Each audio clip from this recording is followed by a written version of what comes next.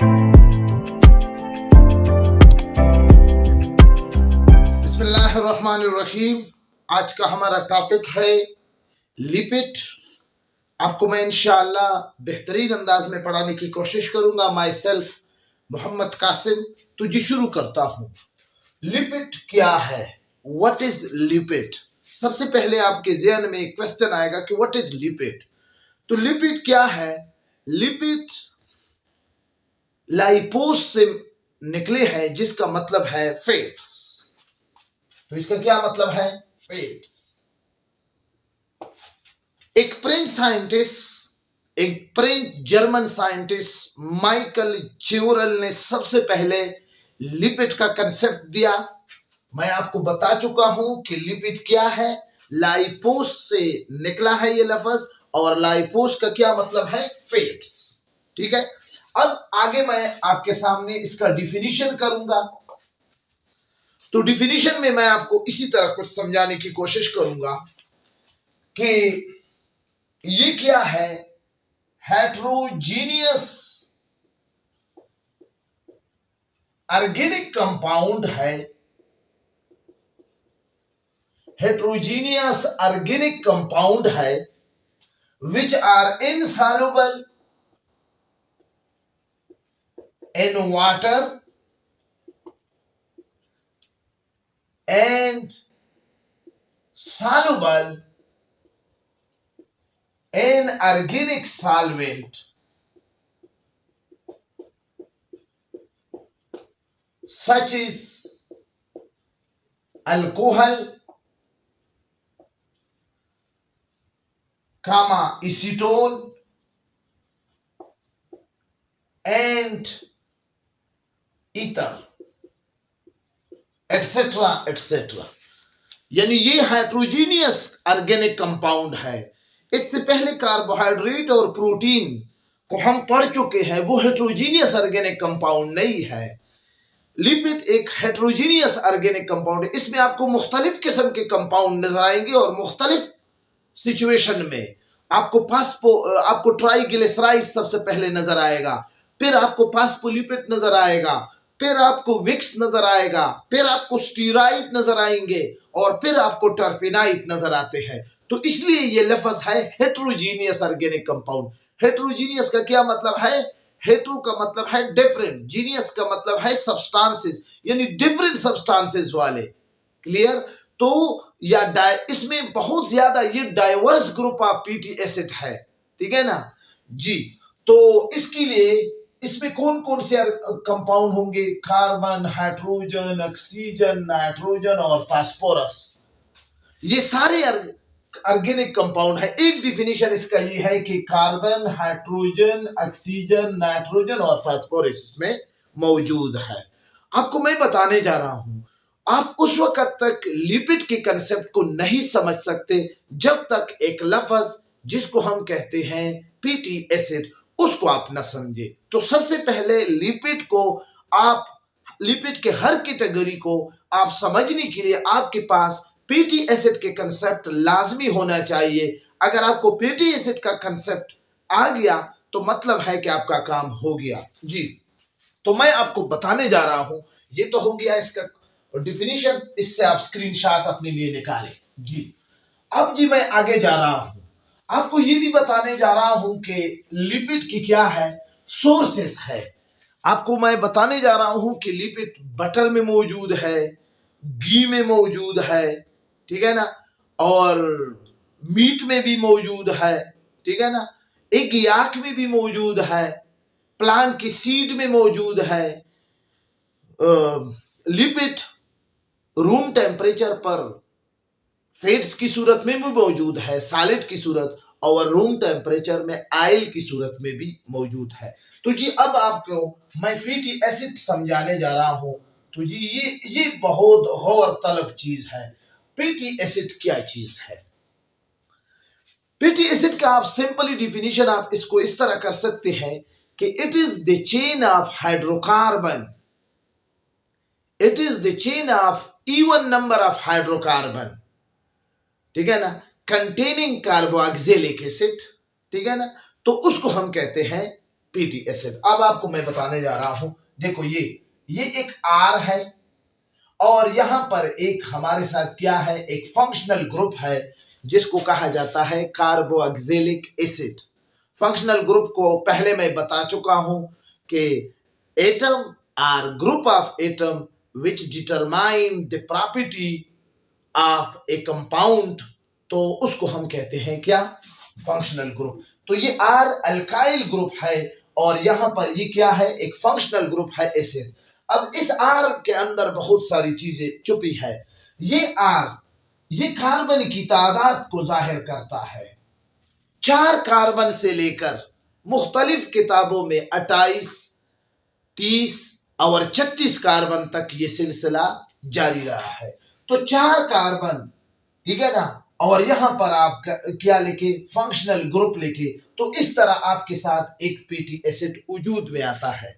कुछ किताबों में यह भी लिखा है कि एक तरफ कार्बोक्सिलिक एसिड होगा और दूसरी तरफ क्या होगा, मीथाइल यानी CH3 भी अटैच है, ठीक है ना। लेकिन चूंकि आपके कोर्स में कार्बोक्सिलिक एसिड का जिक्र है, इसलिए हम पीटी एसिड की इस डिफिनीशन पर इत्तेफाक करते हैं कि it is the chain of hydrocarbon.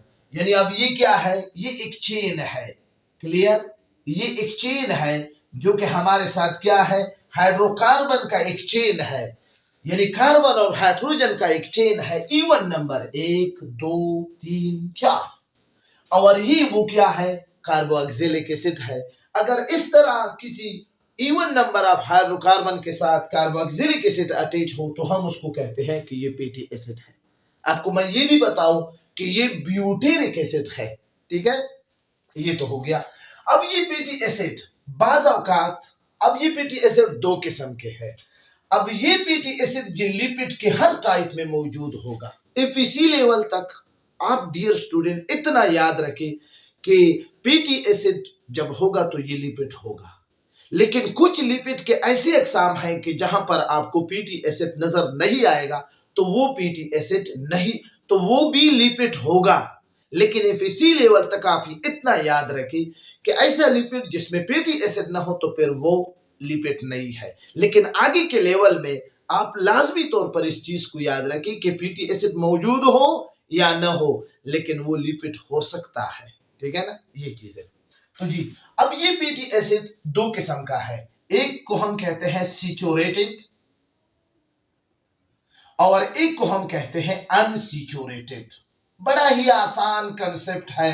Saturated PT acid उस पीटी एसिड को कहा जाता है कि जिसमें कार्बन कार्बन के दरमियान सिंगल बॉन्ड हो। अब देखो, आपको नजर आ रहा है, ये देखो, ये इस तरह के सिंगल बॉन्ड कार्बन और कार्बन के दरमियान हो तो वो क्या है, वो सैचुरेटेड पीटी एसिड होगा। और ऐसा पीटी एसिड सॉलिड होगा रूम टेम्परेचर पर, ठीक है ना, और ये आपको नजर आएगा एनिमल में, फीड्स में, ठीक है ना। ये इनसॉल्युबल होगा वाटर में, ठीक है ना। तो इतना ही काफी है। तो सैचुरेटेड पीटी एसिड जब कार्बन और कार्बन के दरमियान सिंगल बॉन्ड हो तो हम उसको कहते हैं सैचुरेटेड हाइड्रोकार्बन पीटी एसिड। और इसकी एग्जांपल आपके पास है फ्लेमेटिक एसिड, मशहूर पीटी एसिड है फ्लेमेटिक एसिड, ठीक है ना। एक है फ्लेमेटिक एसिड और दूसरा है ब्यूटेरिक एसिड। ब्यूटेरिक एसिड ये आपके साथ सैचुरेटेड हाइड्रोकार्बन का सैचुरेटेड पीटी एसिड के एग्जांपल है। यहां तक आप समझ गए जी। अब मैं आपको बताने जा रहा हूं जी वो पीटी एसिड जो कि क्या है, वो पीटी एसिड जो कि अनसैचुरेट है। अब अनसैचुरेट में क्या होगा, कार्बन कार्बन कार्बन कार्बन और इस तरह ये डबल बॉन्ड, ये फंक्शनल ग्रुप। जब अनसैचुरेट हाइड्रोकार्बन में किसी जगह पर डबल बॉन्ड हो, कार्बन टू कार्बन एक जगह पर डबल बॉन्ड हो सकता है, कार्बन टू कार्बन 2 जगहों पर भी डबल बॉन्ड हो सकता है, कार्बन टू कार्बन 3 जगहों पर भी डबल बॉन्ड हो सकता है, कार्बन टू कार्बन 4 जगहों पर भी कार्बन डबल बॉन्ड हो सकता है। तो इस तरह की पीटी एसिड को फिर हम क्या कहेंगे कि ये क्या है, अनसैचुरेटेड फैटी एसिड है। ये फैटी एसिड हमेशा लिक्विड की सूरत में होगा। फैटी एसिड हमेशा लिक्विड की सूरत में यानी ऑयल की सूरत में होगा। प्लांट की सीड में जितने फैटी एसिड है वो सारे ऑयल की सूरत में मौजूद है। और ये फैटी एसिड क्या है? अनसैचुरेटेड फैटी एसिड है। यानी कार्बन टू कार्बन अगर एक डबल बॉन्ड भी एक जगह पे आ गया तो बस वो अनसैचुरेट हो गया। 4 तक डबल बॉन्ड हो सकता है। इसकी मिसालें आपके साथ क्या है? लाइन ओलिक एसिड और सिर्फ ओलिक एसिड। लाइनोओलिक एसिड और ओलिक एसिड, इसमें भी 18 कार्बन है और इसमें भी 18 कार्बन है। तो ये फैटी एसिड का जर्नल कंसेप्ट था, सैचुरेट और अनसैचुरेट। और फिर सैचुरेट फैटी एसिड सॉलिड होगा रूम टेम्परेचर पर, एनिमल में फैट्स में मौजूद होगा। अनसैचुरेट जब carbon to carbon double bond आ जाए तो उसको हम क्या कहते हैं? Unsaturated hydrocarbon. अगर आप यहां तक समझ गए तो बस लिपिड पे आप समझ गए। अब कुछ प्रॉपर्टी लिपिड के जर्नल कैरेक्टर कि ये इनसॉल्युबल है वाटर में।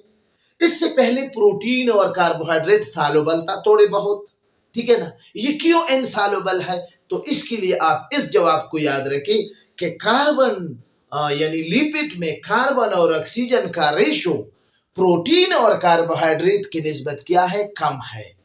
अगर आप कार्बोहाइड्रेट के एक कंपाउंड को देखें, मिसाल के तौर पर ग्लूकोज है, आप देख सकते हो कि कार्बन 6 है, ग्लूकोज 6 है, ऑक्सीजन भी 6 है।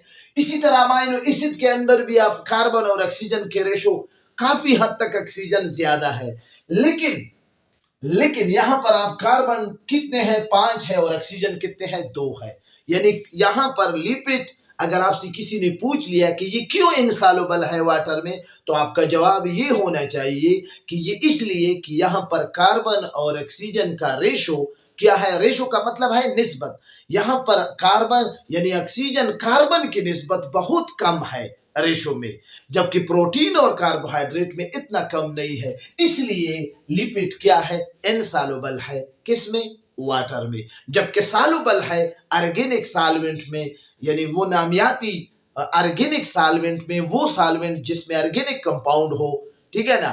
तो ऑर्गेनिक कंपाउंड वो कंपाउंड जिसमें कार्बन बैकबोन हो हाइड्रोजन के साथ, ठीक है ना, कोवेलेंट बॉन्ड बनाए। तो बहरहाल ये क्या है? इनसॉल्युबल इसलिए है। और ऑर्गेनिक सॉल्वेंट का ये लाइक डिसॉल्व लाइक का फलसफा आपने सुना होगा, ठीक है। ये कंसेप्ट आपका क्लियर हो गया। ये भी आपका क्लियर हो गया कि लिपिड सॉलिड भी है रूम टेम्परेचर पर और लिपिड लिक्विड भी है रूम टेम्परेचर पर। लिपिड क्यों सॉलिड है वो आपको फैटी एसिड से अंदाजा लगा होगा। अब जी अगर आपको इस बात की समझ आ गई है तो जी मैं जरा आगे जाऊं जी आगे। अब मैं आपको लिपिड की कैटेगरी आसान अंदाज में आपको समझाने जा रहा हूं, इंतहाई आसान, यानी टाइप ऑफ लिपिड। अब आपके कोर्स में क्या है? Type of lipid. सबसे पहला लिपिड क्या है? एक है ट्राइग्लिसराइड,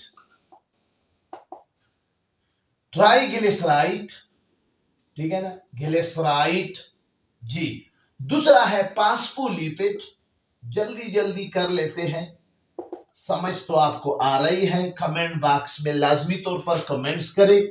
वीडियो में कोई प्रॉब्लम हो, आवाज में कोई प्रॉब्लम हो तो लाजमी तौर पर कमेंट्स करें। स्टीराइड। और पांचवा क्या है? टर्पिनाइड, ठीक है। ये 5 कैटेगरी है क्या? किस चीज के? लिपिड के।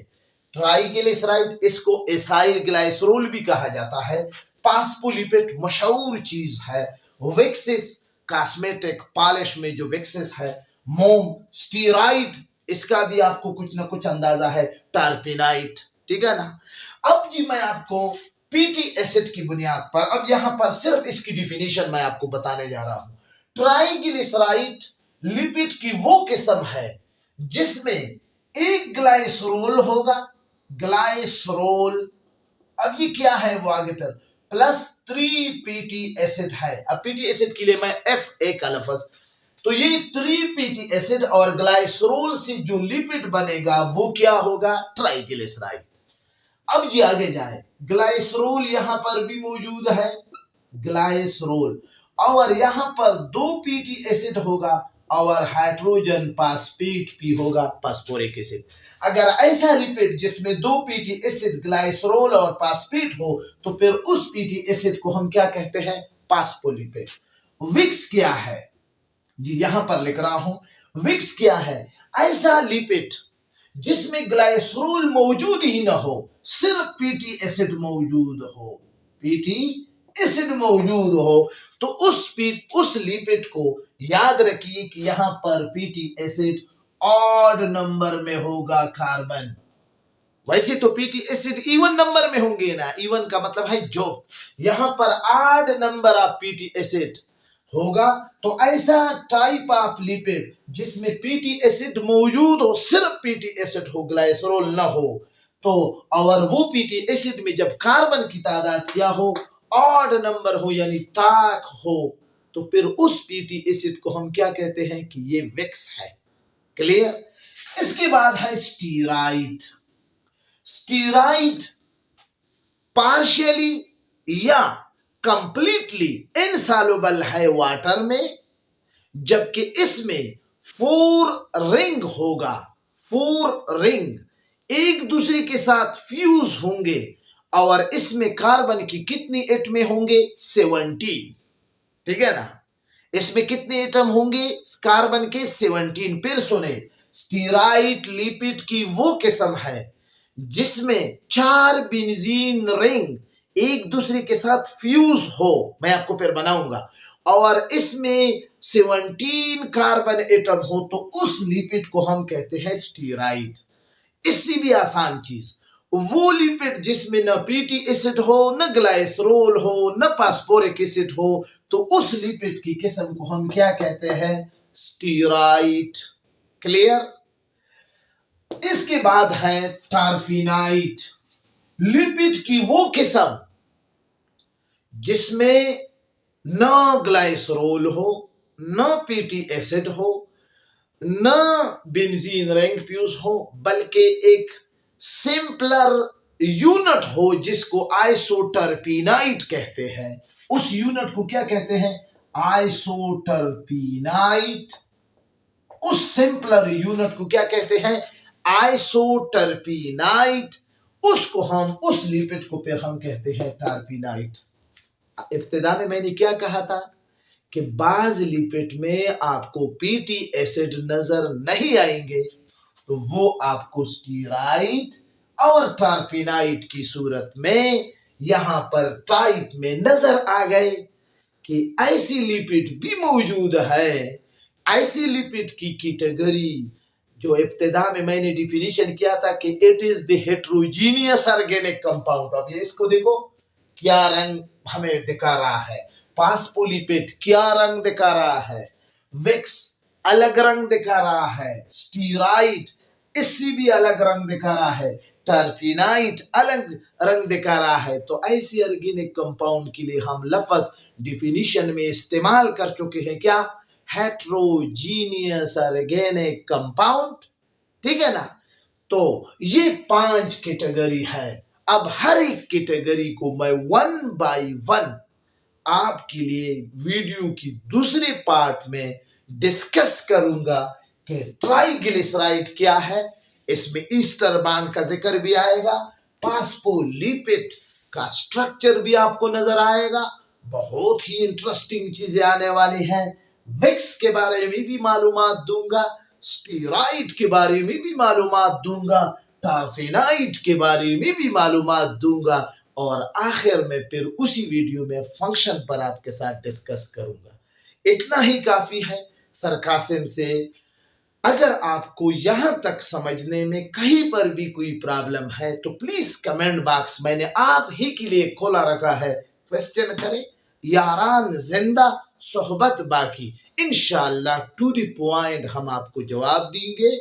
आप टीचर हो तो फिर भी क्वेश्चन करें, आप स्टूडेंट हो फिर भी अपने लेवल के मुताबिक क्वेश्चन करें, इंशाल्लाह 100% परफेक्ट आपको रिस्पांस मैं लाजमी दूंगा। इजाजत चाहता हूं, फीडबैक वीडियो देखने के बाद लाजमी दिया करें। जहां पर भी आपको वीडियो में, राइटिंग में या कहीं पर भी आपको कोई प्रॉब्लम हो, लाजमी तौर पर फीडबैक दे। आखिर में वीडियो को लाइक करें, चैनल को सब्सक्राइब करें और साथ बेल आइकन भी प्रेस करें। इस चैनल से मैं मुख्तलिफ किस्म की वीडियो बनाता हूं, क्योंकि मैं बीइंग ए बायोलॉजी टीचर आपके लिए टॉपिक भी अपलोड करता हूं, स्टूडेंट डिमांड करते हैं, और दूसरा एजुकेशन अपडेट भी आपको देता हूं। बोर्ड के हवाले से आपको कोई प्रॉब्लम है, कोई भी प्रॉब्लम है एग्जाम के हवाले से, अप्रूवमेंट के हवाले से, वो भी आप पूछ सकते हैं। इजाजत चाहता हूं, आपकी दुआओं का मुंतजिर हो। सिर्फ इतना ही रिक्वेस्ट है कि अपने दुआओं में याद रखें। और आखिर में अपने स्टूडेंट के लिए शेयर भी कहता हूं, इरादे जिनके पुख्ता हो, यकीन जिसका खुदा पर हो, तला तमखीज मौजों से वो घबराया नहीं करते। स्टूडेंट आपने घबराना नहीं है, टॉपिक अगरचे जरा कॉम्प्लिकेटेड है लेकिन आपने घबराना नहीं है। इजाजत चाहता हूँ, अपने दुआओं में याद रखिए। खुदा हाफिज।